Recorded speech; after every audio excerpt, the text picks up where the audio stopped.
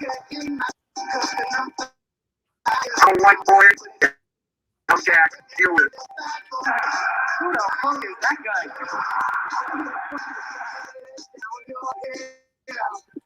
Breaker. I'll be in the land of no man.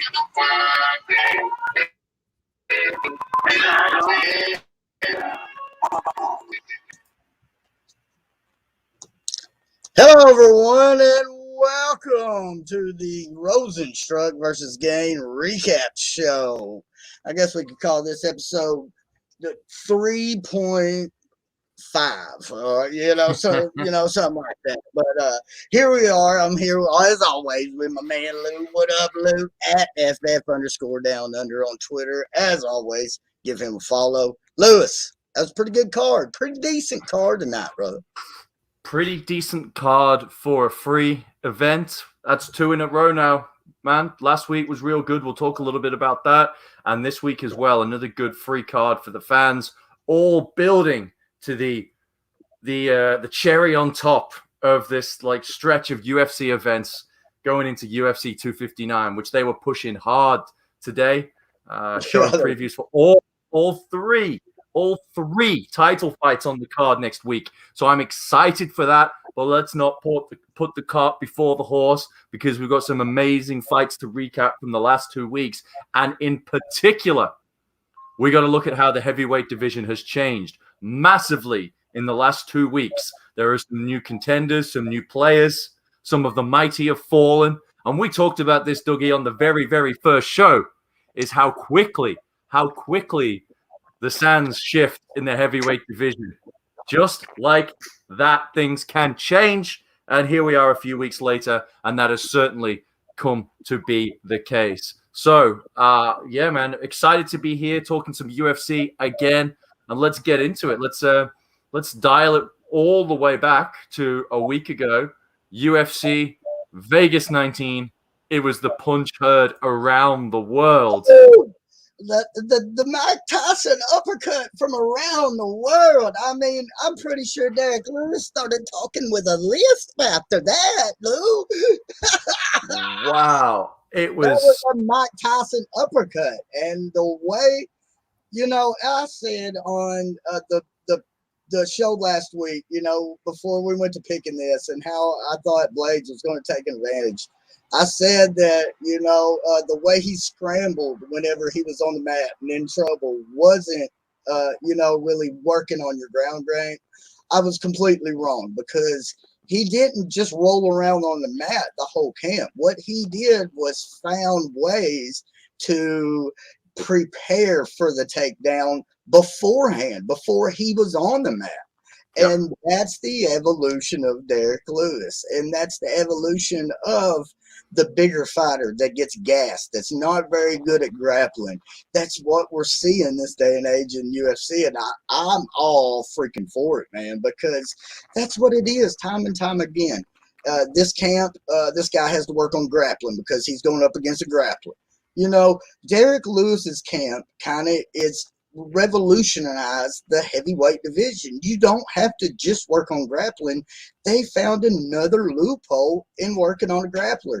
I don't know if you see my tweet, but the tweet of where Blades just hesitates just real quick with a straight and then shoots in, that's when he got caught. Mm-hmm. If he would have feinted with the takedown and then shot with that right hand straight, I think he might have knocked Lewis on his butt and then could have got on mount. But he did it the other way around, not utilizing his strong point. And I think that's what got him knocked out. Yeah, I think so. And he hesitated, right? He wasn't committed with the punch. It was like a little half of a fake jab. His hands came down, and then he went for the takedown. If he'd maybe put the takedown behind the jab, actually thrown that jab out, put his hands in Lewis's face, and then disguised it and followed through with the takedown, then maybe we're talking about a different outcome here. But as we said, we both picked Blades. We were both wrong, but we also said it takes one.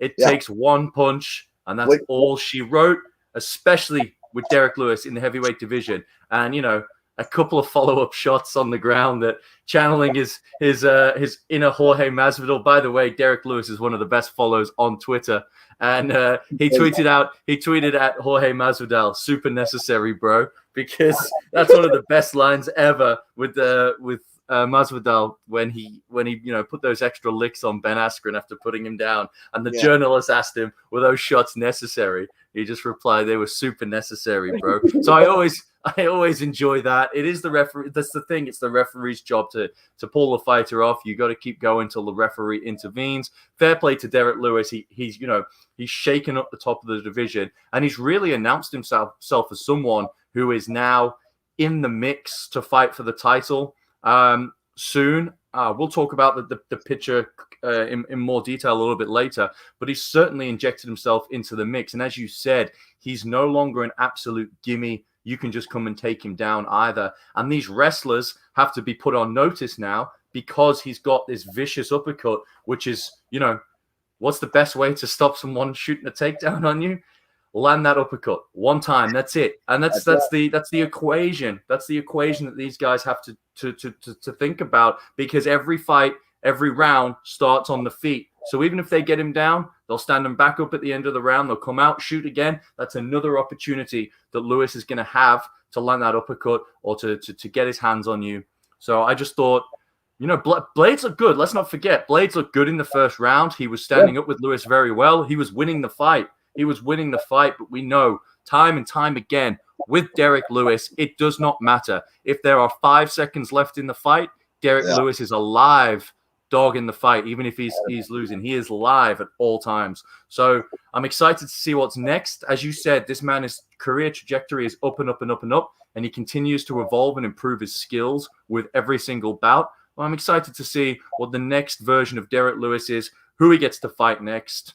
But yeah, I thought the UFC Vegas 19 card last week overall was pretty damn good. You called it. Your guy Darrick Minner defeated Charles Rosa comfortably, which Charles Rosa has disappointed quite a few times recently. It's getting outclassed on the ground, which is not something you expect to see with him. But really, we want to focus on the heavyweights here, man. And there was two big fights right on Vegas 19. With young up-and-coming guys in the heavyweight division, disposing of, legends, veterans of the sport from Russia over there. First of all, we had young Tom Aspinall out of the UK. Aspinall looks real good. I like him. He's athletic. He doesn't move like a heavyweight. He looks fantastic, and he put a hurting on Andrei Arlovsky and submitted him in the second round. That's 3 fights in the UFC, 3 wins in a row. He's a rising star in the heavyweight division. And then a few fights later, Chris Daukaus. Again, I thought he was going to struggle against Oleinik. I thought if he got in close and Oleinik was able to close the distance, he'd get his hands on him and take him down. Ooh. They got close, but his takedown defense was legitimate. Very, very good. Very good. And we've seen how heavy his hands are. And he finished poor old Alexei Oleinik, who, he'll probably going to hang around for a while. But when you're that old and you've had many fights and you're going down like that, I think it's time to hang up the gloves, Alexei. But my goodness, what did you think of Aspinall and Daukaus? Well, Aspinall, I think he's a different cat in this heavyweight division, kind of like Cyril Gane came out tonight and fought a guy with one punch power. The way a heavyweight can come in, stick and move, get his shots in, come back out, dance around on the outside. And even if the heavyweight controls the center of the ring, we know it's always one punch away. But the way these heavyweights come in, get their shots in, come back out, and the Muay Thai, the clinch. If you'll notice with a lot of these guys, they're taller fighters or they're real well in the clinch, meaning that they can push up against the cage as a heavyweight, get a breath, lean over on the taller guy, in the fight in the heavyweight. And that's kind of what happened to Oleinik. He tried for the takedown. It got squashed. Dukakis come in, he come out, pop, pop, pop. Whenever he needed to get a break, pushed him up against the cage, the clinch, pulled Oleinik down. And once you seen he was dominating the clinch, you knew that Dukakis kind of in his head was like, okay, I got this. I've done this. Yeah. If I can push Oleinik around in the clinch, hey, I'm good. And you see that confidence. Remember what I told you on episode 2 at the we could have named it confidence because that's what I thought. That's what I said. If you break a fighter's confidence, his spirits, it's over with. And as soon as he dominated him in the clinch up against the cage, curtains. That's it. And he essentially took away any path to victory that Alexei Oleinik had. And then he just, what you could see, he was just not comfortable on his feet. He didn't like any of the shots he took, and they accumulated very quickly. And Dorcas has very nice, tidy hands and put him away. But so I think Dorcas and both Dorcas and Aspinall are going to continue to rack up some wins in the bottom half of the division here. And, Dorcas is springboarded into the top 10. I honestly think Aspinall probably. Aspinall should, in my opinion, be in the top 15 now with a win over former champion Arlovsky, but he's not. So I think there's a fight to be made for Aspinall. I believe that's because Arlovsky wouldn't ranked himself coming into this. I don't believe he was in the top 10. Where I believe Oleinik at least was. I believe he was 12. Maybe around there. He was, he was ranked. And then, but yeah, I agree with you. The jump for Dukakis all the way up to 10, and really the no love for Aspinall. I find it strange. I found it odd. Well, you know what? It's good for Aspinall. Let's keep him flying under the radar, people. He's gonna get these fights. I've got a nice little matchup that potentially works for him. But I didn't. So Tom Aspinall's dad is a Brazilian jiu-jitsu pioneer in the UK, right?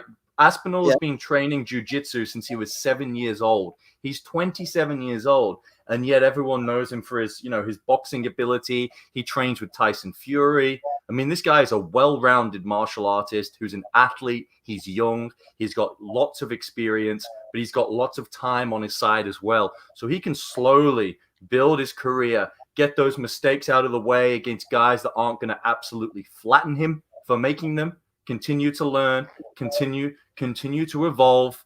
And I'm excited to see what he does here. Now, a lot of people were saying, oh, maybe Aspinall and Dorcas should fight and sort of see who's the best of.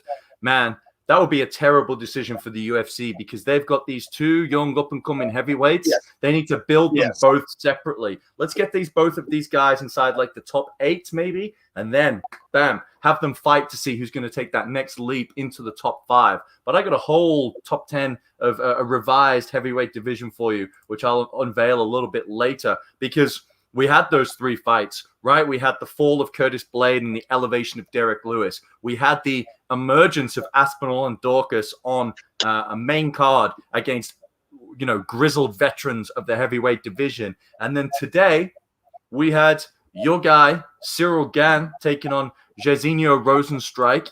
And it wasn't the most exciting, barn-burning heavyweight fight that you would expect. But what we saw from Cyril Gane was spectacular technique, understanding of range. He was very, very fast. A lightning quick jab for a guy his size, showing how athletic he is.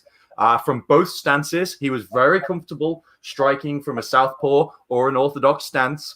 And it was just a puzzle that RozenStriuk couldn't crack. And we know what heavy hands he has. But to be honest, he looked flustered out there and he just couldn't deal with the constant movement and range and couldn't time and ever figure out a way to time Cyril Gane when he was coming in, who was also doing an excellent job of managing the range of RozenStriuk with his leg kicks as well and his little teeps. He's a Muay Thai technician, a specialist. So it was great to see him fight this big opponent. He was 5 rounds. His conditioning was no problem.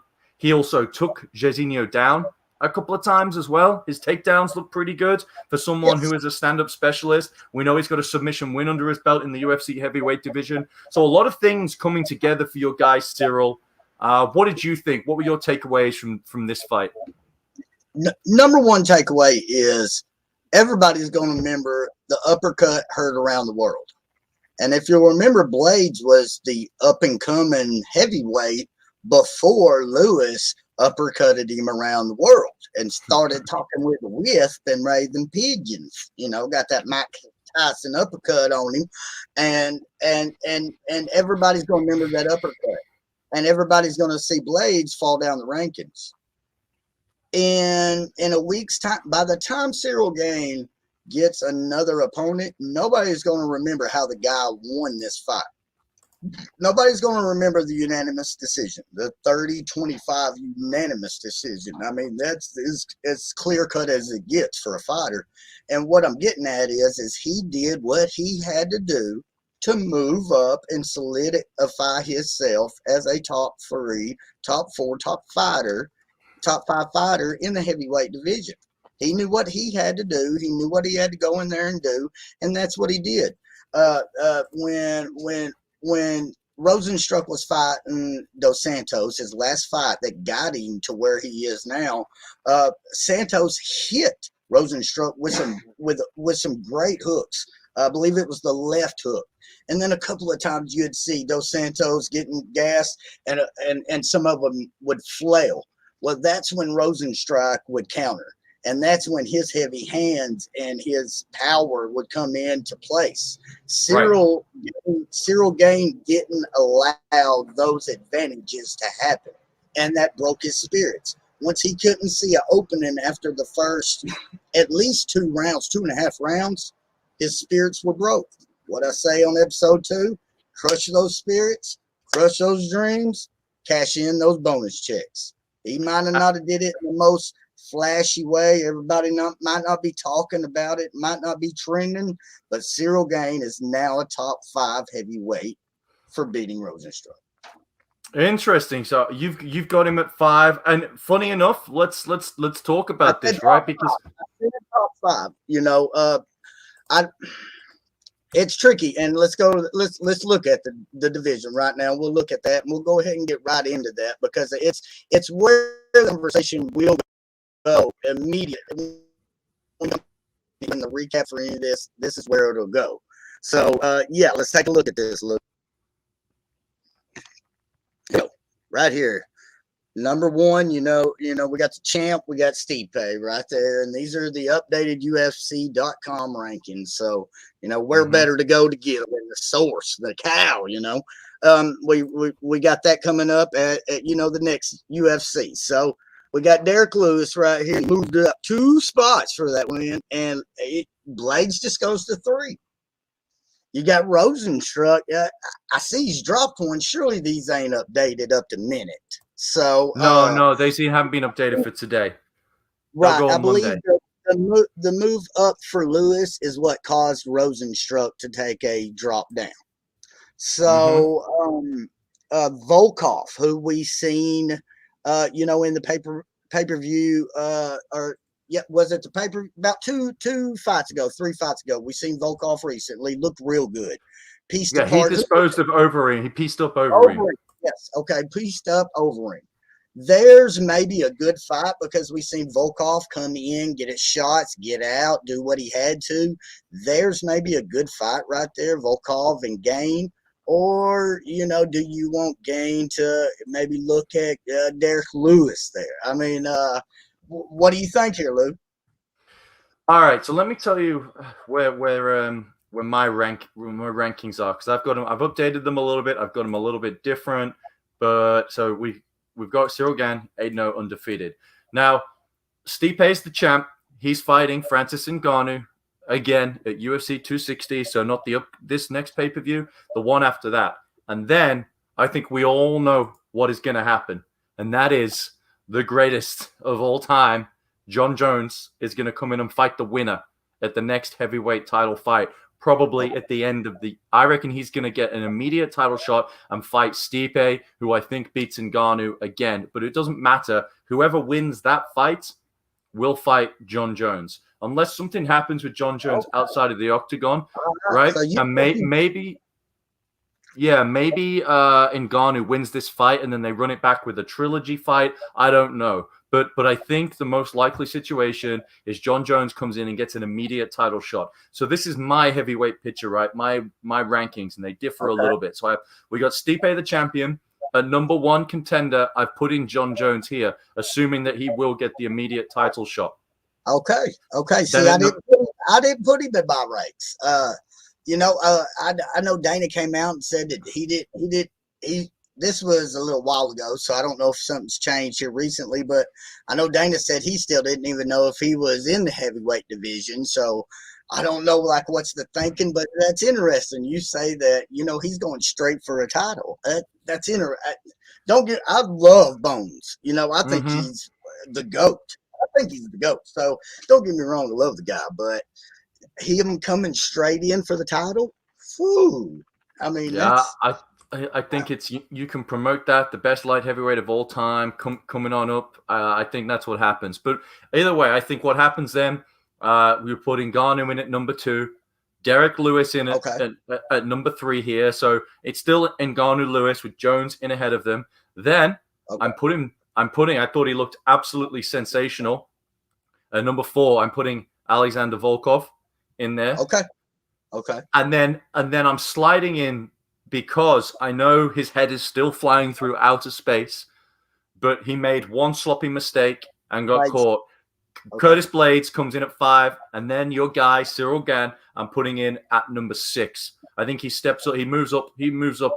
One spot for me. It's really 2 spots, but because I put John Jones in, it filters everyone down 1 spot. So I guess technically I have him as a top 5 guy, same as you, but I've inserted John Jones into the picture. So that's where we're a little bit different with Cyril Gane. But the fight I would like to see, and Volkov, potentially, that could be interesting. They're both coming on like a similar timeline. They didn't take any damage. That could be a fight that could be made in about 3 months' time. I don't think he's ready to fight Derrick Lewis. I don't think Lewis would take that fight. He's looking upwards right now, Derrick Lewis. So I think Volkov is a very interesting one.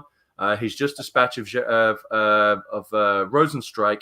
The one other fight, and I know he got punished. I know he got pieced up by Volkov.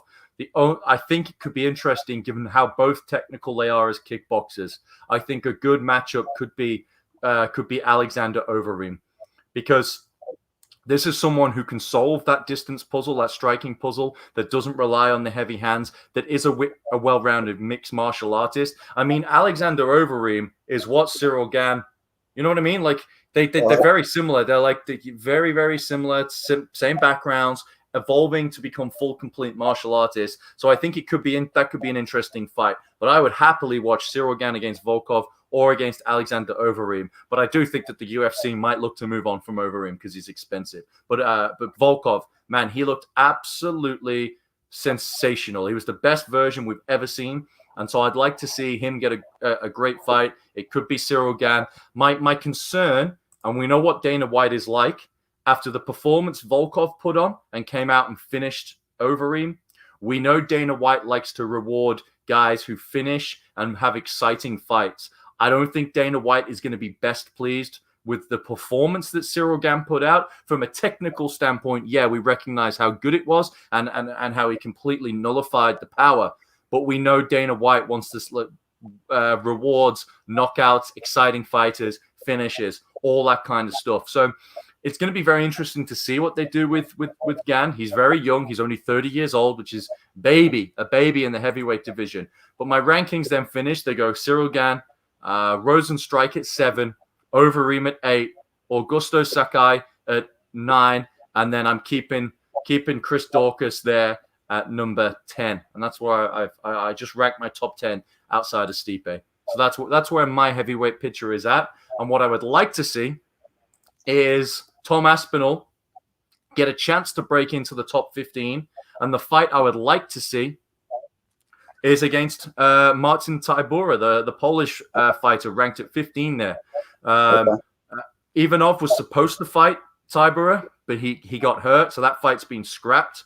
He's looking for an opponent. let's put Aspinall in with him to see if he can hang inside the top 15 of the division. I think that's an exciting fight. That's something I would like to see. I love it, buddy. I love it. I love it. As you said, I didn't have Jones in this picture. I thought he might need a fight to break in, and I thought maybe the Volkov versus Bones would relive some of the Gustafsson Jones. Yeah, I see that. That gave him his best run for his money, as far as going the distance. Volkov is also I believe a Russian fighter. So that Gustafsson Volkov maybe similarity maybe brings in the crowd, and we know Bones can fill the arena. So I thought maybe that would be his break-in fight. And I think he could grind Volkov down, maybe, be a main event and grind him down in a 5-round fight. The fight, I believe that, and this one's a little deeper, my go-to, I think that will happen, the heavyweight fight will be Overeem versus Dos Santos. Dos Santos has had a tough luck of the draw as of late, as his last 2, even 3 defeats. He's the way we kind of talked about Kevin Lee is the gatekeeper. I think Dos Santos might be the gatekeeper of the top 10. As we can see, the 2 fighters that just put on the main event tonight was their latest 2 victories were Dos Santos, both in the second round, both late, middle second round. So, and before that it was Blade. And these are the 3 fighters that are in the main topic. So, I'd like to say that Dos Santos is still going to get a crack at things, still going to try to be relevant in the heavyweight division. And with Overeem taking that loss and being 6, I think there's a matchup right there for kind of the gatekeeper division. My last one I'll go with is I think Aspinall. I think he deserves a little bit bigger piece of the pie because it's Arlovsky. I know Arlovsky wasn't ranked, but let's face it, he's still an animal. He still's got 1-punch power. He's still a grizzled vet. And does Walt Harris have an upcoming fight? Because I think that would be an amazing fight. Aspinall versus Harris. Interesting. I don't have anything on the schedule up until at least May on the MMA fighting schedule. I like that. Obviously Walt Harris has had coming off a couple of losses, or at least a loss. He's coming off of a loss from our guy Volkov, KO in the second round, and then Overeem Harris. Yes, go ahead. Yeah, so and he lost to Overeem in that fight when back in Jacksonville when they had those few events in Jacksonville. So I mean that's an interesting one. We know he's he's a good boxer. He's a striker. I think Aspinall could potentially could win that fight, but that's an interesting one because he doesn't have anything on the books right now. That could be an interesting fight for Aspinall to turn around quickly. Let's get if Walt Harris is available. Let's see. He lost. It was in October. It was 4 or 5 months ago now. So maybe let's get that in the books, and for sometime in May that fight could happen. That could be an interesting one. Let's circling back to Junior Dos Santos. Man, I know I'm always saying I think this guy maybe needs to hang him up. He's being knocked out 4 times in a row now in the UFC heavyweight division. He just doesn't have a chin anymore. I think he is the hook comes so violent. If he gets one to connect, and it seems like it's his downfall. Against RozenStriuk, he looked crisp, and Dos Santos looked like the heavyweight of old in round 1 against Jairzinho. I mean, he looked real good. And then in that second round, he got that left hook to land and kind of rocked RozenStriuk. And once that happened, it was once that left hook didn't kill, or wasn't a kill shot for him. RozenStriuk seen the chance to strike, and he did. So. That's why I think it's, the way you said Overeem, he is, because Bellator picked him up in a heartbeat. Same way with Dos Santos, and Dana always knows that, hey, if I got a fight on ABC, something happens, I can put Junior up there or Overeem up there. And no matter if it's a good fight or not, to the majority of the MMA fans, I know it'll catch eyeballs, because everybody knows Junior Dos Santos and Overeem. So, I think I like that. Guys together. I like that. I mean, it could be, look, Dana White might go to him and say, we're going to give you one more fight in the promotion, both of you. Maybe how imagine that for the stakes. It's like, we're going to give you one more fight. Whoever wins that fight gets another fight with the UFC. The other one, we'll show you the door. That could be interesting. That could be an interesting way, because, make no mistake, both of these guys will earn some serious coin. It's just sad to see a former champion, seems like a really good guy as well, Junior Dos Santos, getting knocked out repeatedly. It worries me. Always want fighters to be healthy and get out of their career getting paid and with their faculties intact.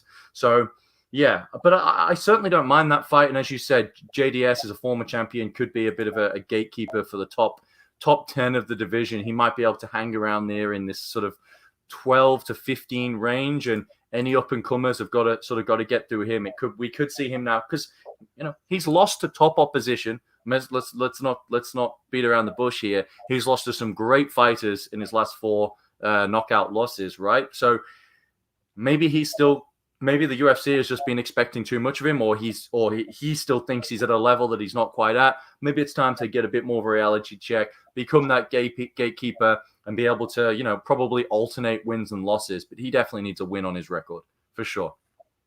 You can't lose 5 fights in a row in the heavyweight division and expect to still turn up and get paid. Yeah, but the reason I bring it up is the guys that have beat him are the ones that are currently the most talked about in the heavyweight division at the time. Absolutely. So I think you got to bring up Dos Santos, and just like you said, Overeem is always going to be a name. So I think it's a good matchup. Yeah, I like that. I like that shout. I think you're right. Now, the one that the fight that you mentioned has really sort of piqued my interest. If he doesn't get the title fight straight away, I still think he gets it. But I'm interested in John Jones having his introductory fight into the heavyweight division against Alexander Volkov. Now, that would sell a buttload of pay-per-views, right? You bring in the whole Russian audience into it. It could be absolutely huge. And it will be really interesting to see how John Jones goes, being the significantly smaller guy. I mean, John Jones is probably going to come into the heavyweight division around 235, 240, maybe 6'4".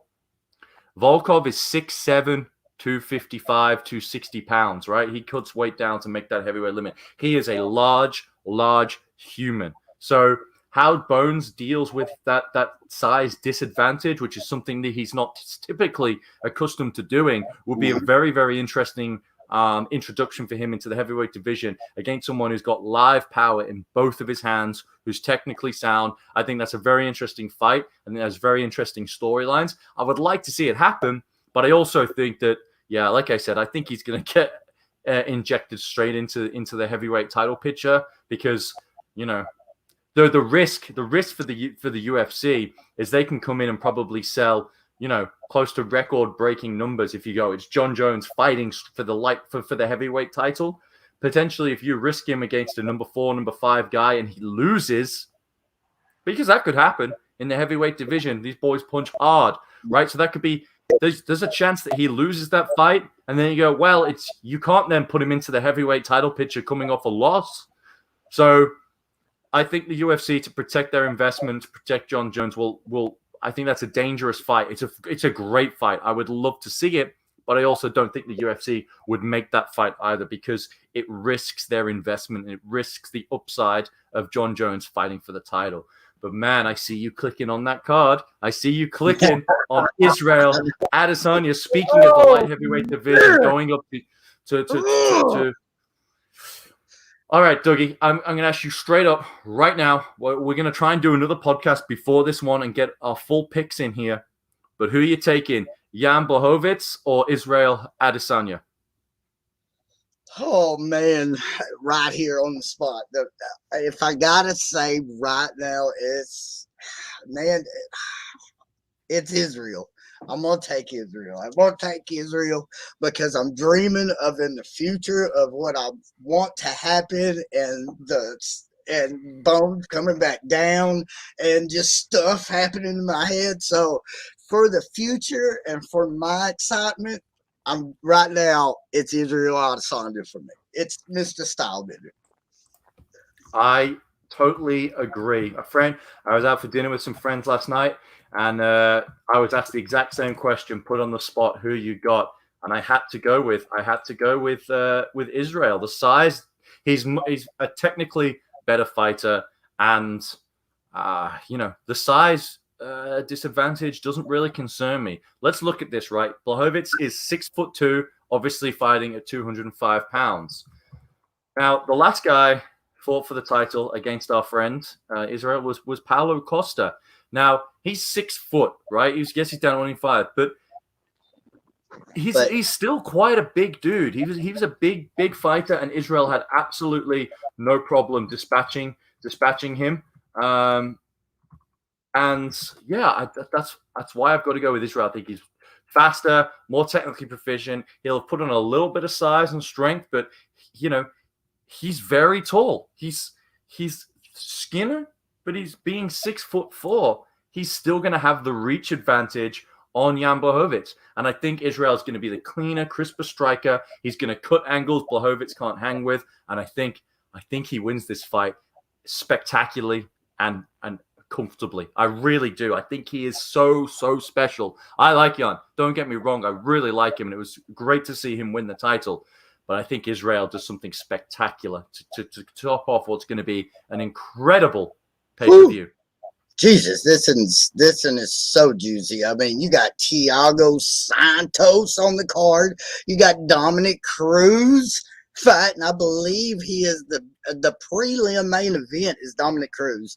This is a great card. You got Amanda Nunes, Megan Anderson. This is a great card. Real fast, I'll say, I think this is the key right here to the victory, and that's the 65% defense that Stylebender puts on, and that's more to his elusiveness. The defense don't necessarily mean what you think it might mean in blocking, just a regular jab or a hook or shin blocking a leg kick. Defense can mean elusiveness, the way that he can move and dodge and duck out of a straight jab. I think really gets in the head of Jan, mixed with the calf kick, and takes the advantage off of his front foot. That and the elusiveness, I got to give the Stylebender the edge early off. Yeah. I mean, I agree, but I'm now scared for Israel, man, because we've been putting the curse on some. When we both agree, fighters are losing. We don't have a great record right now. I hear you, man. I mean, Cyril Gane listened to the podcast, last week, and he texted me. He was like, "WTF, dude?" And I was like, "Sorry, man. I got to give him my picks."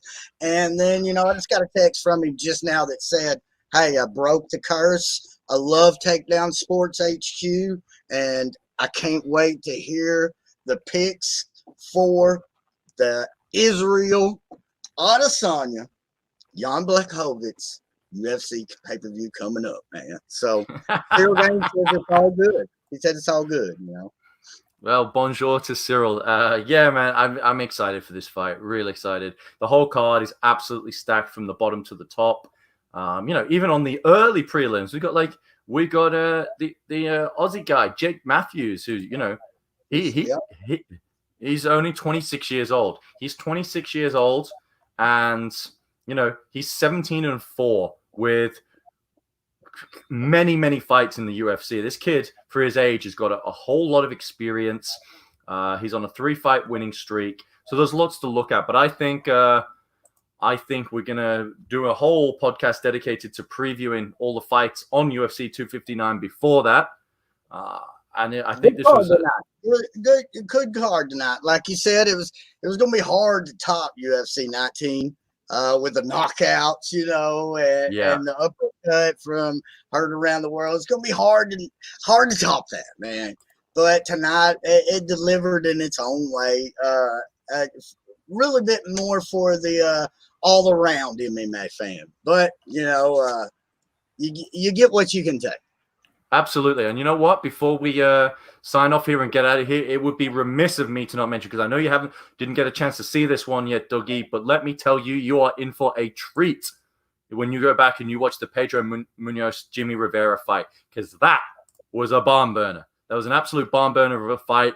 Shout out to Pedro Munoz squaring it up, because you know the result now. He squared it up. He absolutely abused Jimmy Rivera's calves with the calf kick. But wow, the absolute toughness and strength of character and just refusal to quit from Jimmy Rivera. He should have been out of there in the first round with the injuries he sustained to that calf. He made it through, and he was throwing leather right to the final bell. It was just a great fight all round. I'm sure they would like to do a trilogy fight. I'm sure the UFC would like to run it back. We had a majority draw in the De La Rosa Bueno Silva fight. It was an okay fight. It was a point taken away for grabbing on the cage. And what people expected to be a bit of a barn burner, potentially, the Magomed Ankalaev fight against Nikita Krylov, really was a bit of a stalemate with Magomed coming out on top in the end. That's a good victory for him, beating the number 8 ranked light heavyweight in the world. A real solid victory. But overall, this was a pretty good card for a free card. Congratulations to Thiago Moises. He won. He defeated Alexander Hernandez quite comfortably as well. Alex Caceres, again, another very comfortable victory over Kevin Kroom. So there were some good wins for some good fighters on this card. Absolute barn burner between Pedro Munoz and Jimmy Rivera. Yeah. Happy for Caceres, a guy that's been around a lot longer than he looks old. Guy that kind of came up through the ropes the tough way. And, it's about time for Caceres to face a ranked opponent. And, good job there, Bruce Leroy. Good job, man. Absolutely. He needs a ranked opponent. Let's get him someone inside the top 15. Peeled off four wins in a row now. Good for him. It's nice to see him finally realizing some of that potential that he showed in The Ultimate Fighter all of them years ago. That's right, buddy. And until next time. Yeah, Thanks to Statement Games, our sponsor, as Absolutely. always. Even though we didn't have a competition this week, thank you to everybody that signed up for the Elimination Chamber. Field 3 tournaments. It was a great turnout for our introductory tournament to Statement Games. So shout out to Statement Games. Head over to statementgames.com. Sign up for free. Get into a tournament. They got NBA.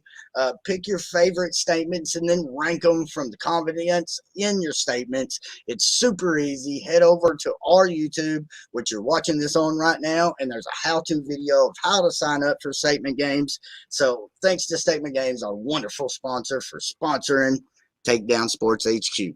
Lou, as always, tell him, Lou.